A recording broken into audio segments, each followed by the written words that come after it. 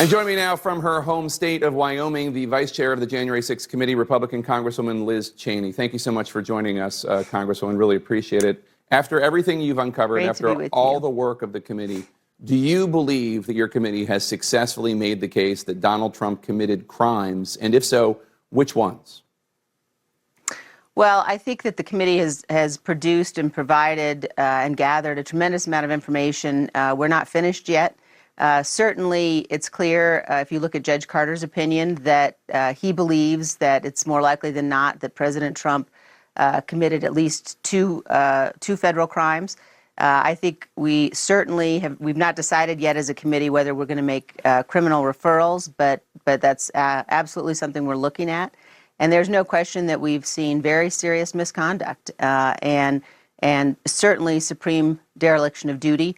But you look at what we've laid out in these hearings in terms of the president's efforts to corrupt the Department of Justice, to corruptly pressure state and local officials, certainly what he did in terms of attempting to pressure the vice president to violate the law and the Constitution, and then what we saw last week in terms of once he had sent the armed mob to the Capitol to refuse to call them off and send them home for multiple hours, despite the fact that everyone really was pleading with him to do so. So I know Judge Carter's opinion that it's likely crimes were committed. Your fellow Republican on the committee, Adam Kinzinger, told CNN on Friday that he believes that the committee has proven Donald Trump broke the law. What's your personal opinion? Do you think Donald Trump broke the law? I think that Donald Trump, the violation of his oath of office, the violation of the Constitution that he engaged in is the most serious misconduct of any president in the history of our nation. I think that, as I said, the committee has not decided yet whether or not we'll make criminal referrals. That's something we take very seriously. And I would also say that the Department of Justice certainly is very focused, based on what we see publicly, on what is the largest criminal investigation in American history. But there's no doubt in my mind that the President of the United States is unfit for further office. That any man who would conduct themselves, or woman who would conduct themselves the way that he did in attempting to overturn an election and stay in power must never again be anywhere close to the Oval Office. At the end of the hearing, you said, quote, doors have opened and, quote, new subpoenas have been issued. It took public pressure from you before former White House counsel Pat Cipollone agreed to speak to the committee. Who's next on your wish list of witnesses you most want to hear from in the coming months? Well, we have many interviews scheduled that are coming up. We anticipate talking to additional members of the president's cabinet. We anticipate talking to additional members of his campaign. Certainly, we're very focused as well on the Secret Service and on interviewing additional members of the Secret Service and collecting additional information from them. So it's true, and I would say in particular after Cassidy Hutchinson's testimony, we saw a number of people come forward, and certainly Pat Cipollone, the subpoena that we issued to him and his testimony was certainly, he was encouraged, I would say, by Cassidy's testimony to come forward. On the matter of the Secret Service, the Department of Homeland Security Inspector General, as you know, says that investigative arm, that investigative body, they're opening a criminal investigation into the disappearance of those January 6th related Secret Service text messages. Do you think those messages were deliberately destroyed? Do you think a crime was committed? You know, I am really deeply troubled by these developments of the Secret Service. And I say that, Jake, you know, I'm someone who for nearly 8 years was a protectee of the Secret Service. I have just tremendous respect and admiration and real affection for members of the Secret Service, particularly those who were with my family on 9/11 and the aftermath of 9/11. It's a group of an organization with tremendous individuals in it. But I also know that what we saw in terms of what's happened over the course, what we've become aware of over the course of the last several weeks, is deeply troubling. We will get to the bottom of it.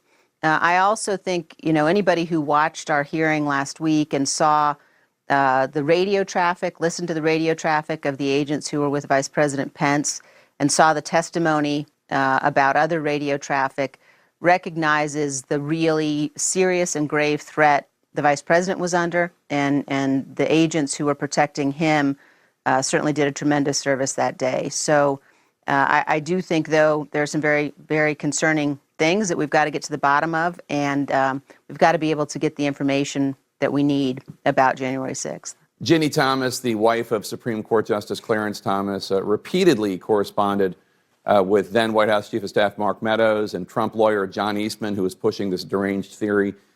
She was writing to them about efforts to overturn the 2020 election results, not to mention her correspondence with Arizona lawmakers pushing fake electors. Is your committee planning on talking to Ginny Thomas, even though her lawyer has expressed a reluctance to cooperate? We are. The committee is engaged with her counsel. We certainly hope that she will agree to come in voluntarily, but the committee is fully prepared to contemplate a subpoena if she does not. I hope it doesn't get to that. I hope she will come in voluntarily. We've certainly spoken with numbers of people who are similarly situated in terms of the discussions that she was having that you've mentioned. So it's very important for us to speak with her, and as I said, I hope she will agree to do so voluntarily, but I'm sure we will contemplate a subpoena if she won't. You called it a victory for the rule of law when on Friday a jury convicted former Trump advisor Steve Bannon on 2 counts of criminal contempt of Congress by refusing to cooperate with subpoenas from your committee. Bannon indicates he plans to appeal the verdict. I'm wondering as to why so many people think Bannon's testimony is so important, and I've heard it speculated by a former top Trump White House official that it might be because he could potentially establish ties between people directly talking to Trump and people who are part of these far-right militias that have been charged with seditious conspiracy. Is that right? Look, I think it's very clear that Steve Bannon has important information that the committee needs. You can tell that in a number of ways, including by listening to his podcast, including by listening to some of the recordings that we played on Thursday, where he was explaining that as early as October of 2020, Donald Trump was planning to declare victory no matter what the results actually were of the election. And of course, the committee issued a subpoena to Mr. Bannon after engaging with him multiple times, and he simply refused to comply with the subpoena. So he's been held in contempt, and he's now been convicted. But he has an obligation, as does every American, to comply with the subpoena issued by the United States Congress. So he does have information that we need, and I think, as I said very clearly, when he was on the air on January 5th making the predictions about what would happen on January 6th, and if you listen to what he has been saying publicly about those events, he obviously has information and knowledge that's very relevant. Trump's aggressively teasing another run for president in 2024. Election deniers are running and winning Republican primary races across the country. Doug Mastriano in Pennsylvania, Dan Cox in Maryland, perhaps Kerry Lake in Arizona. How concerned are you that January 6th was just the beginning and that at some point in the future someone will actually successfully steal an election? Well, I think that we all have to be concerned about that. I think with respect to Donald Trump, as I said, he can never be anywhere close to the Oval Office ever again. His demonstrated willingness to blow through every guardrail of our democracy, his willingness to put himself above this nation, the extent to which he's still to this day betraying the fundamental patriotism of millions of Americans makes him unfit for office. And I think those candidates who are running, and I would say in particular, the candidates who know what they're saying is a lie, do not deserve the support of their voters. And it's a dangerous moment. It's a moment when those of us who believe in our constitutional republic and who believe in the rule of law and who believe in a democratic process have to stand together across party lines to make sure that we're doing all we can to defend it. Congresswoman, stay right there. We have a lot more to talk about, including your own political future. We'll be right back.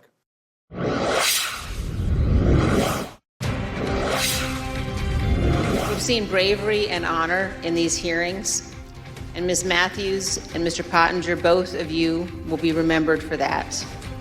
As will Cassidy Hutchinson. She knew all along that she would be attacked by President Trump and by the 50, 60, and 70-year-old men who hide themselves behind executive privilege. She has courage and she did it anyway.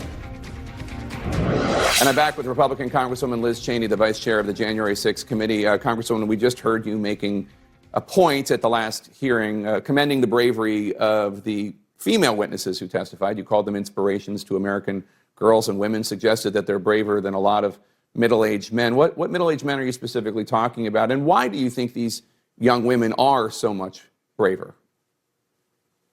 Well, I think it has been tremendously moving and inspirational, not just for me, but for women, especially all across this country, men too, to see the just the awesome courage of someone like Cassidy Hutchinson, like Sarah Matthews, like Shay Moss and Ruby Freeman and Caroline Edwards. These women who have come in front of the committee, Cassidy Hutchinson alone at that table, swearing an oath and telling the truth, which is in such contrast, for example, to her boss, Mark Meadows. And the extent to which not just the people that you've seen, but others that you haven't seen, people who understand, and they do tend to be younger, often they tend to be women, who understand that what happened can never happen again, and who've been willing to step forward and tell the truth and do their patriotic duty. And it is a tremendous lesson for all of us. I have daughters who are the ages of some of these young women who have come in front of the committee, and I hope my daughters would never be in the position that they've been in, but I also hope that they would conduct themselves with the kind of honor and patriotism and courage we've seen from people like Cassidy Hutchinson and Sarah Matthews and others. During Thursday's hearing, the House Republican Conference Twitter account attacked Sarah Matthews as a liar and a pawn for Pelosi. They never said one word about the other witness right next to her, Matthew Pottinger. Why do you think the Trump MAGA forces are focusing their attacks more on the women testifying, like Matthews, like Cassidy Hutchinson? Well, it certainly is the case that the attacks against some of the women witnesses have been particularly vicious. I also think that the response that we've seen from the House Republicans is really disgraceful. And the fact that we've gotten to a point where we had an attack on the Capitol, we had a president who sent a mob he knew was armed to try to stop the counting of electoral votes, and who refused to tell the mob to go home for hours. And the response to that by my fellow Republicans in the House is to try to embrace Trump talking points and attack the people who want the country to understand what happened, I think is really disgraceful. And I think, look, our country is at a moment where we really have to, all of us, take a big step back, and all of us say, look, the normal sort of vitriolic, toxic partisanship has got to stop, and we have to recognize what's at stake. And individuals like those who are running the Republican conference, who are the leadership of the Republicans in the House, need to be held accountable for their actions, and they need to understand how serious the situation is. Trump and a bunch of those House Republican leaders are trying to get you defeated in your primary, your Republican primary in August.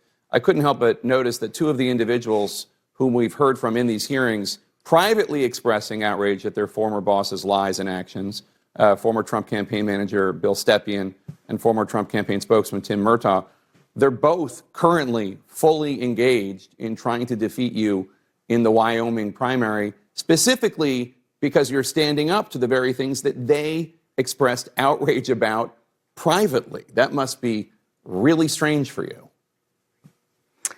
I mean, look, it's a highly unusual moment, certainly in American politics. And I am working hard here in Wyoming to earn every vote.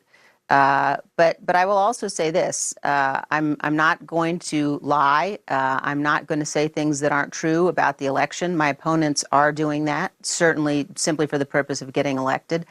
And Jake, if I have to choose between maintaining a seat in the House of Representatives or protecting the constitutional republic and ensuring the American people know the truth about Donald Trump, I'm going to choose the Constitution and the truth every single day.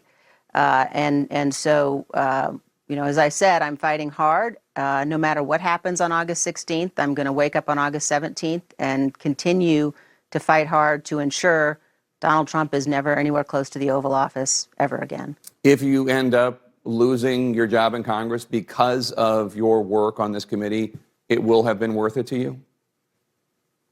There's no question. I believe that my work on this committee is the single most important thing I've ever done professionally. It is an unbelievable honor to represent the people of Wyoming in Congress. And I know that all of us who are elected officials take an oath that we swear under God to the Constitution. And that oath has to mean something. And that oath means that we cannot embrace and enable a president as dangerous as Donald Trump is. And my obligations and my responsibilities on this committee are to ensure that we understand exactly what happened so that we can establish legislation and recommendations to help ensure it never happens again. You've made it very clear you don't think Donald Trump should ever be trusted with the presidency again. Are you willing to run for president to try to stop him, at least in part? I haven't really, at this point, I have not made a decision about 2024.